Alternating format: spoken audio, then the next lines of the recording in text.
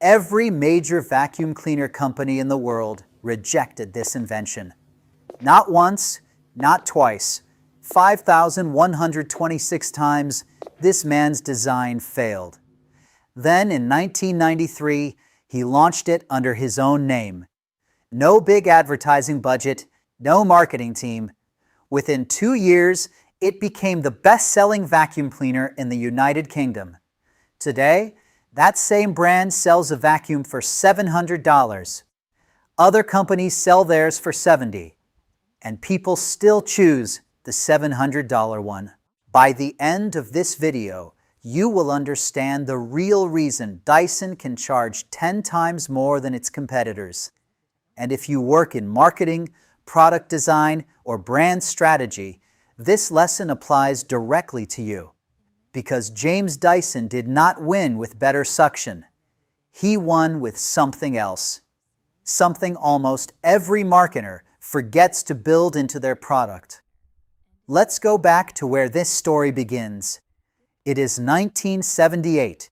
James Dyson is renovating an old Victorian house in the Cotswolds, England.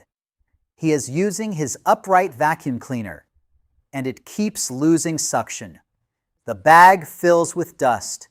The pores clog. The machine gets weaker with every pass. James Dyson gets frustrated, so he takes the bag apart to understand why. A few months later, he visits a local sawmill. He watches a giant industrial cyclone spin sawdust straight out of the air. No bag, no filter, just spinning air, separating dust by force. And in that moment, he asks one simple question. Why does a vacuum cleaner need a bag at all? He goes home. He builds a cardboard prototype. It does not work. He builds another. It does not work either. He does not know it yet, but this is the start of 5 long years. The challenge. Over the next 5 years, James Dyson builds 5,126 failed prototypes. He runs out of savings. He remortgages his house. His family lives on his wife's income as an art teacher. Every failed prototype teaches him something new about airflow and dust and spinning force. Slowly, he understands the physics better than anyone else alive. Then prototype number 5,127 finally works. 2 spinning chambers, no bag needed. He calls it the Dual Cyclone. He takes it to every major vacuum manufacturer in Britain. Hoover, Electrolux, all of them say no. So here is a question for you. Why would a company reject a better product? Because bags were not just a feature. Bags were the business. Every major vacuum brand made huge, steady profits selling replacement bags year after year. A bagless vacuum did not just improve the product. It attacked the entire industry's income stream. That is why nobody wanted it. Most inventors would stop here. James Dyson does something different. In 1984, he sends prototypes and drawings to Amway in the United States, hoping to license his design. The deal falls apart. Soon after, Amway releases a machine that looks almost exactly like his. Dyson sues them for patent infringement, and years later, he wins. In 1985, a small Japanese company called Apex agrees to license the design instead. They call it the G-Force. Bright pink, priced at the equivalent of £2,000. It sells well in Japan. It wins a design award. But Dyson does not get rich from it. He gets something more valuable: royalties and proof that his idea worked. The real decision comes next. Instead of licensing his invention to yet another company, he chooses to manufacture and sell it himself, under his own name. In 1993, Dyson launches the DC-01 in the United Kingdom. Price 200 pounds, roughly triple a basic vacuum at the time.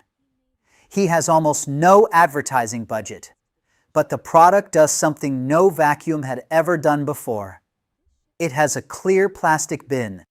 Customers can see the dust and dirt collecting inside in real time. Word spreads. By 1994, Dyson is selling about 1,000 units a week, almost entirely through word of mouth. By February 1995, the DC-01 becomes the best-selling vacuum cleaner in the United Kingdom. Within 5 years, Dyson controls more than half the entire UK vacuum market by value. But that is not the end of the story. In 1999, Hoover fights back. They launched the Triple Vortex, a bagless vacuum that looks almost identical to Dyson's Cyclone design. Dyson sues them again. In 2000, a UK court rules that Hoover copied his patented technology. Hoover pays £4 million in damages, plus £2 million in legal costs. At the time, it is the largest patent payout in UK history. Then, in 2002, Dyson takes his biggest risk yet. He launches in the United States, priced at $429, in the middle of a recession. Analysts predict failure. Within 2 years, Dyson captures 21% of the US vacuum market. Hoover's own share falls from 25% down to 16%. The company that once refused to sell his invention is now losing to it on its own home turf. So, here is something strange to notice. Hoover copied the exact Cyclone technology. A court even confirmed it, and Hoover still never became Dyson. So what is the real concept behind Dyson? Most people think the answer is engineering, better suction, a patented cyclone system. That is not the full answer. James Dyson did build superior technology, but that alone does not explain why people today pay $700 for a vacuum, when a $70 vacuum also picks up dirt. The real concept has 3 parts. Part 1, visible proof. The clear bin was not a design accident. It let ordinary customers see performance with their own eyes. Even today, Dyson's newest models use a laser that lights up dust invisible to the naked eye. This means customers do not have to trust a claim on a box. They can watch the machine work. Dyson never tried to compete on price. A high price told customers, this is not a basic tool. This is engineering worth owning. This means the price itself became part of the product's message. Dyson did not market itself as a better vacuum cleaner. It created a new category, the bagless vacuum, and became the name people trusted inside it. This means competitors were no longer compared to Dyson directly. They were compared to the category Dyson invented.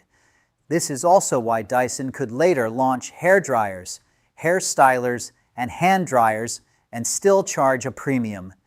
The category was never really vacuums. The category was visible engineering you can trust. Here's the question I want you to sit with. What does your product let customers see that your competitors keep hidden? Because that is the real reason Dyson wins. Not because the machine is better. It wins because Dyson turned engineering into something customers could see, believe, and pay a premium for. Engineering built the machine. Positioning built the brand. Remember how this video started? Every major manufacturer rejected James Dyson's invention. 5,126 times his prototype failed. They were judging a product. James Dyson was building a concept. The bagless design mattered, but the clear bin, the premium price, and the new category, that is what turned an engineer's invention into a global brand. Remember Hoover? They copied the exact engineering. A court proved it, and they still lost market share to the man. Today, Dyson is worth billions of dollars, and it still sells vacuums for 10 times the price of ordinary brands. Not because the suction is 10 times stronger, because the positioning is 10 times clearer. If you want to apply this same thinking to your own product, I built something to help. It is called the Innovation Positioning Template. It walks you through the exact 3 parts we covered today: visible proof, premium signaling, and category ownership. It is free. Download it at ryansconsulting.com. Link is in the description below. In the next video, I will break down a brand that got positioning completely wrong.